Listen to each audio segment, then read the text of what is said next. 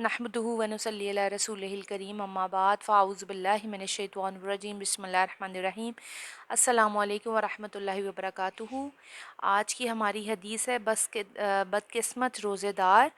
नबी सल्लल्लाहु अलैहि वसल्लम का इरशाद है, कितने ही बदकिस्मत रोज़ेदार ऐसे हैं जिन्हें अपने रोज़े से सिवाय भूख प्यास के कुछ नहीं हासिल हुआ। वो कितने ही रमज़ान की रातों में तरावी पढ़ने वाले हैं जिन्हें अपनी तरावी में सिवाय जागने और थकावट के और कुछ नहीं हाथ आया उनके। तो ये हदीस भी जो है वो पहली हदीस की तरह ही, जैसे हमने पहली हदीस पढ़ी है कि आदमी को रोज़े की हालत में रोज़े के मकसूद को सामने रखना चाहिए। ये कोई फ़ायदा ना हो कि हमने रोज़ा रखा है और हम बाकी सारे बुरे अमाल कर रहे हैं और सिवाय भूख प्यास के कुछ हासिल ना हुआ। और तरावी भी इस तरीके से पड़ी है, ना दिल है ना दिमाग है उस तरावी में, और बस थकावट में हम बस सिर्फ टकरे मार रहे हैं। ऐसी तरावी का भी कुछ फ़ायदा नहीं है। टाइम तो हमने लगाया पर उस टाइम का कोई हमें हासिल ना हुआ। तो नमाज और रोज़ा और ज़कात गुनाहों का कफ़ारा है, ये भी एक हदीस है बुखारी की।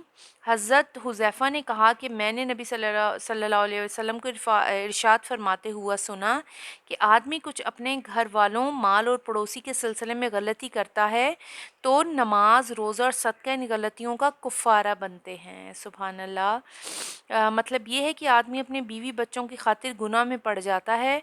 इसी तरह तिजारत में और पड़ोसियों के हकूक़ में बिलअमूम कोताही हो ही जाती है।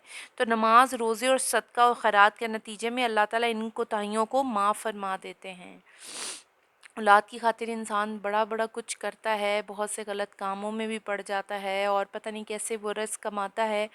तो ये जो सारे मामलात हैं जो पड़ोसियों के लिए हमसे कोताहियाँ हो जाती हैं, और या फिर तिजारत के मामले में जो कुछ भी गलतियाँ कोताहियाँ हो जाती हैं, तो ये जो नमाज है, रोज़ा है और सदका है, इन गलतियों का कफ़ारा बनते हैं, बशर्ते कि गुनाह जानबूझकर ना किए गए हों बल्कि हो गए हों। ज़कात को सदका भी कहा जाता है।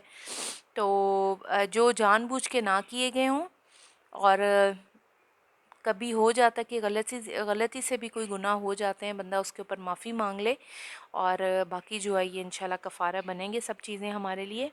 और एक और हदीस है रिया से परहेज़। हज़रत अबू हुरैरा का कौल है कि हज़रत के आदमी जब रोज़ा रखे तो इसे चाहिए कि सर वगैरह को तेल लगाए ताकि इस पर रोज़े का असर व निशान दिखाई ना दे।